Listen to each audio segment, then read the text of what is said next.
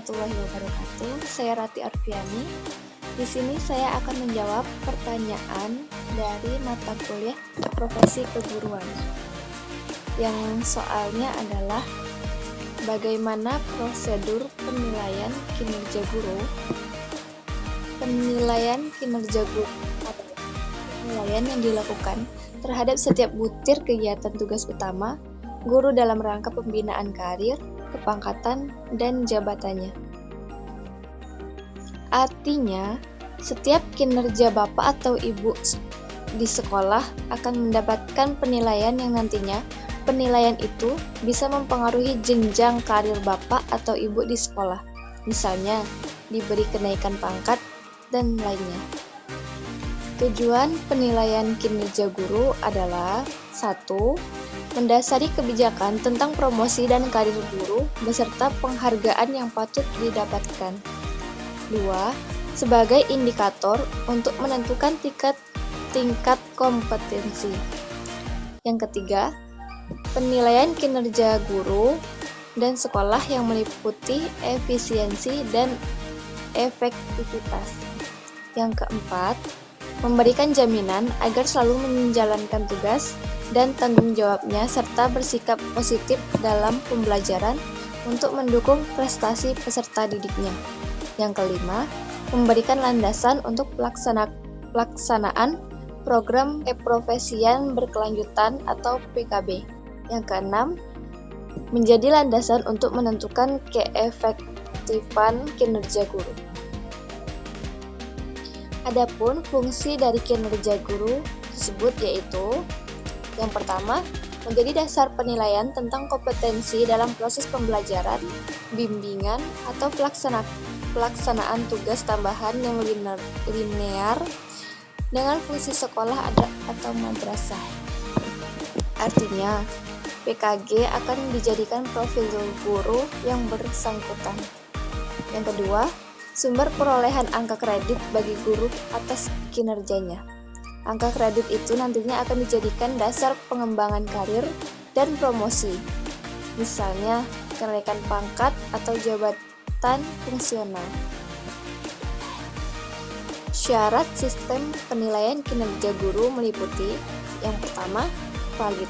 Agar diperoleh hasil yang valid, penilaian harus benar-benar mengukur komponen tugas guru selama pembelajaran, bimbingan, atau tugas lain yang masih linear dengan fungsi sekolah.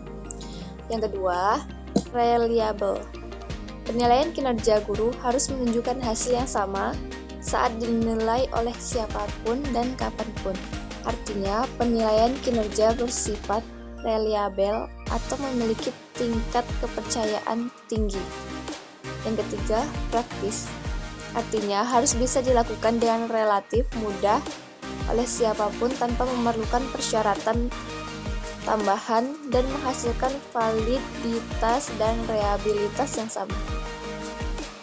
Adapun prinsip dalam pelaksanaan penilaian kinerja guru yaitu yang pertama, objektif. Hasil yang diperoleh sesuai dengan keadaan sebenarnya berdasarkan kriteria yang telah ditetapkan. Yang kedua, adil. Semua guru yang menjalani penilaian kinerja harus melalui ketentuan dan prosedur yang sama tanpa terkecuali. Yang ketiga, akuntabel. Pihak yang berwenang melakukan penilaian harus bisa mempertanggungjawabkan hasil penilaiannya berdasarkan bukti. Yang keempat, transparan. Proses penilaian dilakukan secara terbuka. Artinya, penilaian guru yang dinilai maupun pihak lain bisa mengetahui tentang hal-hal yang akan dinilai, proses penilaian, dan hasil penilaian. Yang kelima, partisipatif. Guru bisa berpartisipasi secara aktif dalam kegiatan wawancara sebelum pengamatan dan persetujuan. Yang keenam, terukur. Penilaian dilakukan secara kualitatif maupun kuantitatif. Yang ketujuh, komitmen. Baik penilai maupun guru yang dinilai harus mampu menyeimbangkan sikap demi kelancaran penilaian sesuai prosedur, sehingga tujuan penilaian bisa terwujud. Yang kedelapan, berkelanjutan. Harus mau mengikuti proses penilaian kerja selama menyandang profesi itu. Adapun waktu pelaksanaan penilaian kinerja guru yaitu 1. Penilaian kinerja dilakukan selama 1 tahun. 2. Guru formatif, meliputi guru baru dan guru mutasi.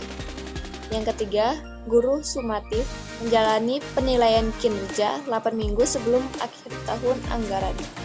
Yang keempat, guru dengan tugas tambahan seperti kepala sekolah, wakil kepala sekolah, kepala perpustakaan, dan lainnya akan menjalani penilaian kinerja selama 1 semester.